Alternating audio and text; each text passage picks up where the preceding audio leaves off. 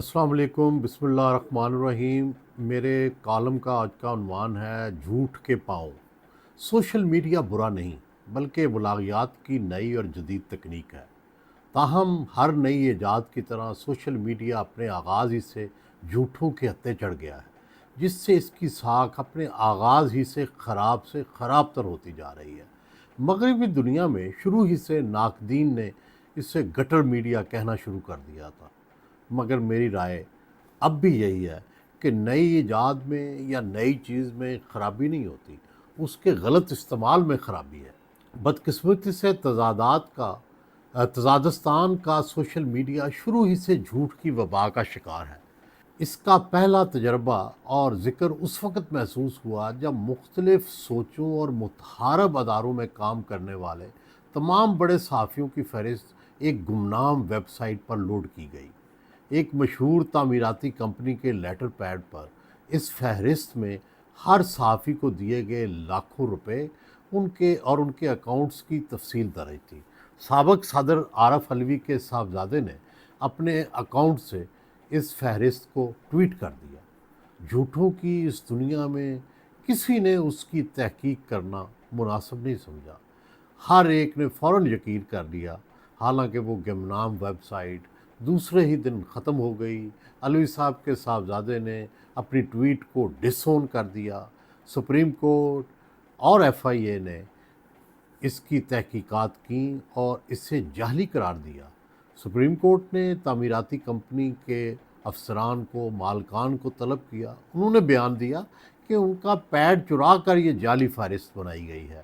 جب دیے گئے اکاؤنٹ نمبر چیک کروائے گئے تو وہ بھی مکمل طور پر جعلی تھے، مگر تزادستانی ماننے کو ہی تیار نہ تھے۔ وہ کہتے ہیں کہ اس میں کچھ نہ کچھ تو ہوگا۔ ایف آئی اے، سپریم کورٹ، بینک، تعمیراتی کمپنی اور صحافی سب جھوٹے ہیں۔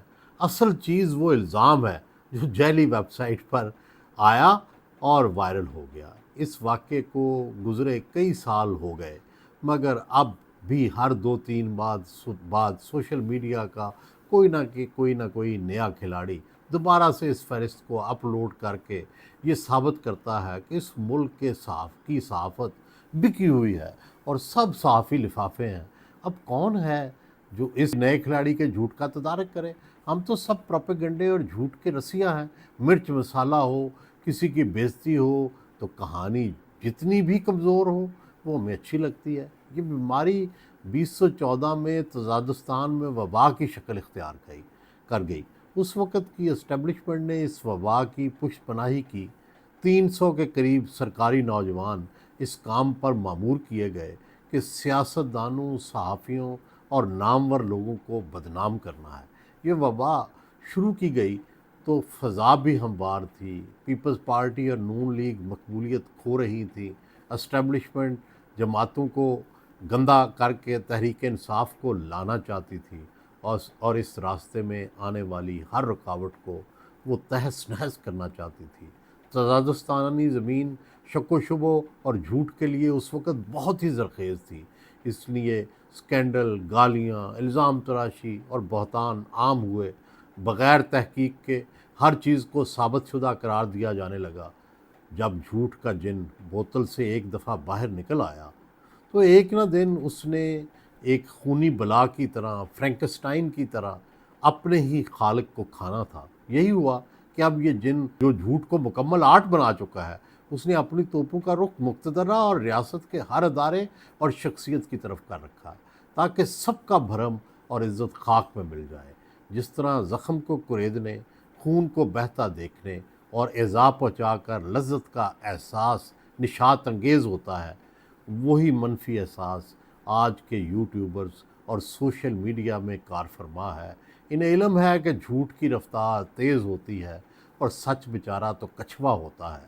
جھوٹ خرگوش کی طرح یہ آ اور وہ جا اور پھر جھاڑیوں میں کہیں دور غائب۔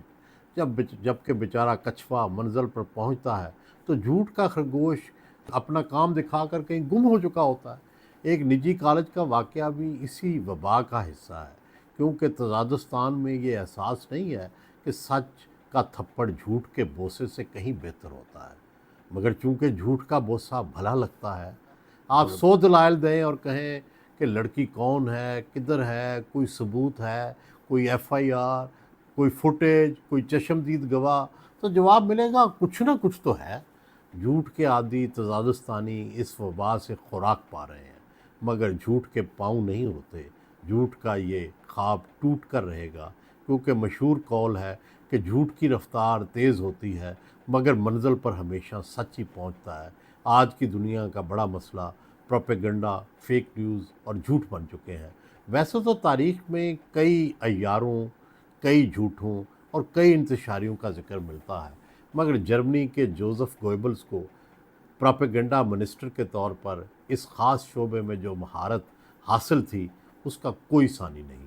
نازی جرمنی میں مقیم امریکی صحافی ولیم شرر نے رائخ سوم کا عروج و زوال بیسٹ سیلر ایک کتاب تاریخ لکھی ہوئی ہے۔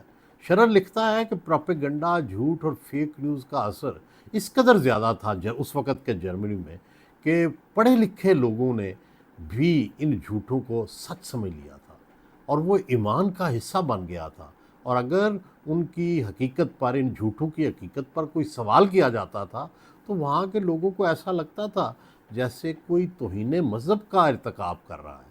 نازی جرمنی اور آج کے تزادستان کا احوال بالکل ایک جیسا ہے۔ نازی جرمنی اور گوئبلز کے جھوٹوں کا پردہ تو اس وقت چاک ہوا جب جرمنی جنگ ہار گیا اور برلن میں روسی فوجیں داخل ہو گئیں۔ گوئبلز نے بھی ہٹلر کے بعد اپنے خاندان سمیت خودکشی کر لی۔ گوئبلز کی ڈائری میں لکھا ہے کہ ہٹلر آدھا انسان آدھا دیوتا تھا۔ گوئبلز اور آج کے سوشل میڈیا کے لوگ خود ہی جھوٹ کو تخلیق کرتے ہیں اور پھر اسی پر یقین کرنا شروع کر دیتے ہیں۔ جھوٹ کی عمر لمبی نہیں ہوتی، اس لیے اب یہ عروج سے زوال کی طرف رواں دواں ہے۔ روز روز کے جھوٹ غلط ثابت ہو رہے ہیں۔ ایک جھوٹ غلط ثابت ہوتا ہے تو دوسرا جھوٹ تراش لیا جاتا ہے۔ افسوس یہ ہے کہ نہ فائر وال ان جھوٹوں کو روکنے میں کامیاب ہوئی ہے اور نہ ملکی قانون اس انتشار کو روکنے میں ابھی تک کامیاب ہوا ہے۔ برطانیہ کی عدالتوں نے فوری سماعت کر کے سوشل میڈیا کے ذریعے انتشار پھیلانے والوں کو سخت سزائیں دے کر مثال قائم کی۔ تزادستان کیوں ایسا نہیں کرتا؟ اگر جھوٹ کا یہ مسئلہ بڑھتا رہا، فیک نیوز پھیلتی رہی اور دشنام ترازی چلتی رہی تو کسی دن کوئی بہت بڑا حادثہ رواں ہو جائے گا۔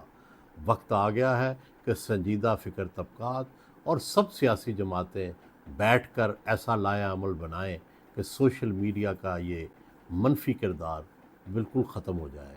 یاد رکھیں کہ جس طرح سوشل میڈیا اپنے خالق یعنی اسٹیبلشمنٹ کو پڑھا ہے، جس طرح سے کل تحریک انصاف اور عمران خان کی باری ہے، آج بھی ان کی پارٹی پالیسیاں سوشل میڈیا کی یرغمال ہیں۔